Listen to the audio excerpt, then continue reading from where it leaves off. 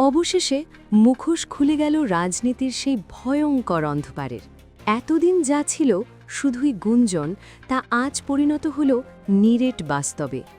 শরীফ ওসমান হাদির বুকের তাজা রক্তে আসলে কার হাত রাঙানো ছিল?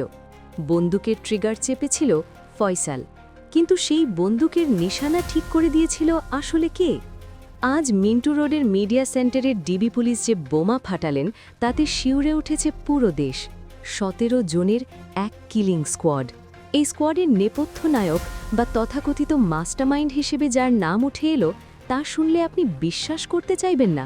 তিনি কোনো পেশাদার অপরাধী নন, তিনি জনগণের ভোটে নির্বাচিত একজন সাবেক জনপ্রতিনিধি, সাবেক কাউন্সিলর এবং যুবলীগ নেতা তাইজুল ইসলাম চৌধুরী।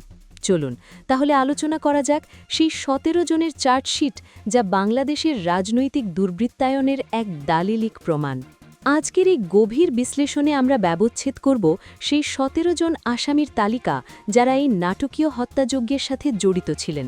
চার্জশিটে উঠে এসেছে এমন কিছু নাম যা দেখে সমাজবিজ্ঞানীরাও আঁতকে উঠবেন, কারণ এখানে কেবল রাজনৈতিক ক্যাডাররাই নয়, বরং জড়িয়ে পড়েছে অপরাধীর পুরো পরিবার।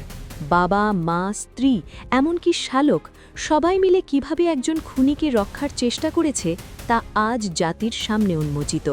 চার্জশিটের তথ্য অনুযায়ী এই হত্যাকাণ্ডের মূল পরিকল্পনাকারী বা মাস্টারমাইন্ড হিসেবে শনাক্ত করা হয়েছে ঢাকা উত্তর সিটির সাবেক কাউন্সিলর এবং আওয়ামী লীগ নেতা তাইজুল ইসলাম বাপ্পিকে।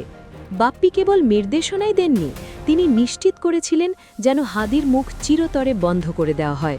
আর বাপ্পির এই নির্দেশ বাস্তবায়নে মাঠ পর্যায়ের শুটার হিসেবে কাজ করেছে কুখ্যাত সন্ত্রাসী ফয়সাল করিম মাসুদ। কিন্তু আপনারা জানলে অবাক হবেন, এই ১৭ জনের তালিকায় যারা আছেন তাদের অপরাধের ধরন ভিন্ন ভিন্ন। পুলিশ তদন্ত করে দেখছে হত্যার পরিকল্পনা এবং অস্ত্র সরবরাহ, ঘটনাস্থলে উপস্থিতি এবং পালানোর সহযোগিতা, প্রতি ধাপে কাজ করেছে এক একটি সংঘবদ্ধ চক্র। চার্জশিটভুক্ত ১৭ জনের মধ্যে ১১ জনকে ইতিমধ্যেই গ্রেফতার করা হয়েছে, কিন্তু মূল শুটার ফয়সাল বা মাস্টারমাইন্ড বাপ্পি সহ ৬ জন এখনও পলাতক। এখন প্রশ্ন হল, গ্রেফতারকৃত ১১ জন আসলে কারা এবং কেন ফয়সালের পরিবারের সদস্যরাও এই মামলার আসামি হল? গ্রেফতারকৃতদের তালিকায় আছেন ফয়সালের বাবা মোহাম্মদ হুমায়ুন কবির এবং তার মা মোসাম্মদ হাসি বেগম। কুসঙ্গে থাকলে স্বর্গ নরক বাস। একজন সন্তান যখন হয় তখন বাবা মায়ের দায়িত্ব থাকে আইনের হাতে তুলে দেওয়া, কিন্তু এখানে দেখা যাচ্ছে উল্টো চিত্র। ফয়সালের বাবা মা তাকে পালাতে সাহায্য করেছে এবং গোপন করেছে। একই অপরাধে অভিযুক্ত ফয়সালের স্ত্রী শাহিদা পারভিন শামিয়া, তার বান্ধবী মারিয়া আক্তার লিমা এবং শালক ওয়াহিদ আহমেদ শিপু, অর্থাৎ পুরো পরিবারটি একটি ক্রাইম সিন্ডিকেটে পরিণত হয়েছিল। এছাড়াও গ্রেফতার করা হয়েছে ভাড়ায় চালিত প্রাইভেট কার ব্যবসায়ী নুরুজামান নোমানি ওরফে উজ্জ্বলকে, ফয়সালের সহযোগী মোহাম্মদ কবির এবং আমিনুল ইসলাম রাজুকে।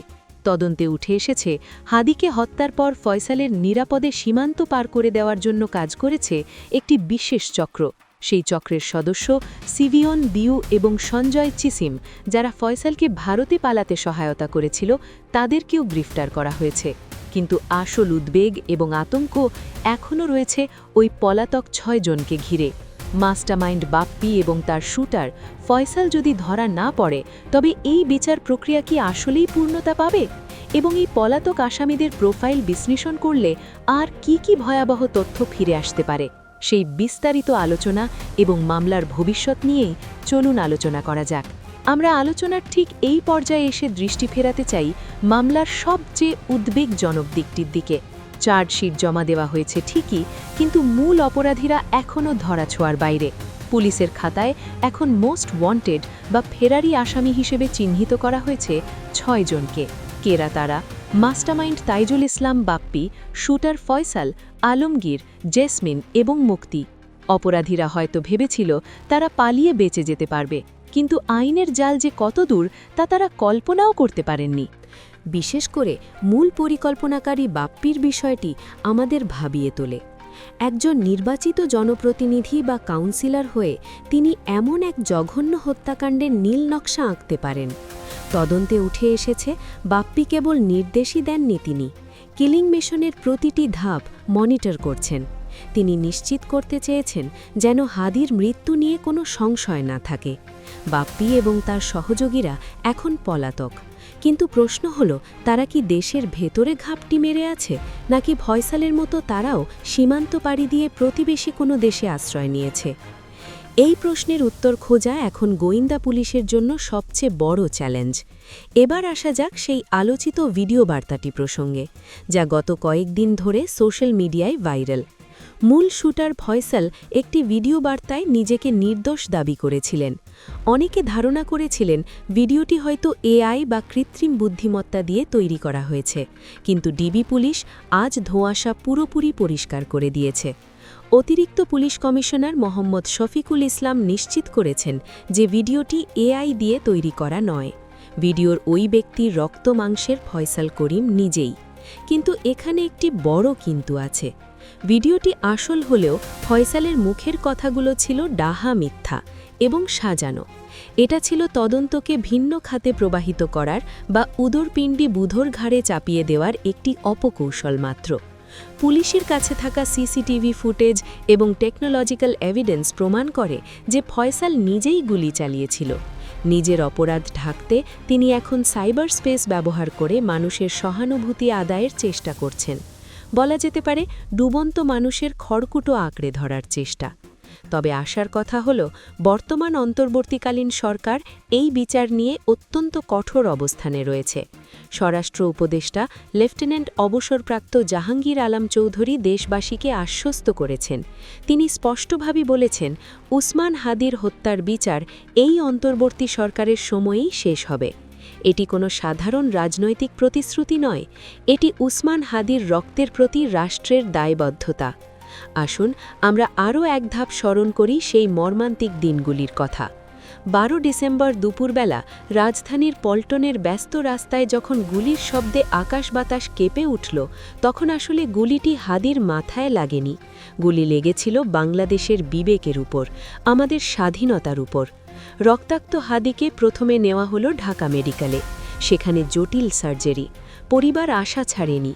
তাকে নেওয়া হলো এভারকেয়ার হসপিটালে। এরপর অবনতি হলে 25 ডিসেম্বর এয়ার অ্যাম্বুলেন্সে করে তাকে উড়িয়ে নেওয়া হয় সিঙ্গাপুরে। পুরো জাতি তখন প্রার্থনায় মগ্ন ছিল। সবাই চেয়েছিল হাদি ফিরে আসুক, কিন্তু নিয়তির কী লেখন! সিঙ্গাপুর জেনারেল হাসপাতালে চিকিৎসাধীন অবস্থায় 18 ডিসেম্বর রাতে তিনি ছেড়ে গেলেন না ফেরার দেশে।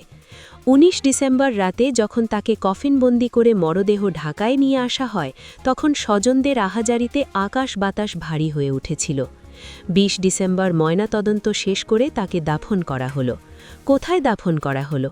আমাদের জাতীয় কবি, বিদ্রোহী কবি কাজী নজরুল ইসলামের কবরের পাশে। এটি কোনো সাধারণ খবর নয়, এটি একটি চেতনার মিনার। যিনি আজীবন অন্যায়ের বিরুদ্ধে বিদ্রোহ করেছেন, সেই হাদি শুয়ে আছেন বিদ্রোহী কবির সান্নিধ্যে। আজ চার্জশিট দাখিল হয়েছে, 17 জনের নাম এসেছে, কিন্তু এই বিচার প্রক্রিয়া তখনই সার্থক হবে যখন মাস্টারমাইন্ড বাপ্পি এবং শুটার ফয়সালকে দেশে ফিরিয়ে এনে সর্বোচ্চ শাস্তি নিশ্চিত করা হবে।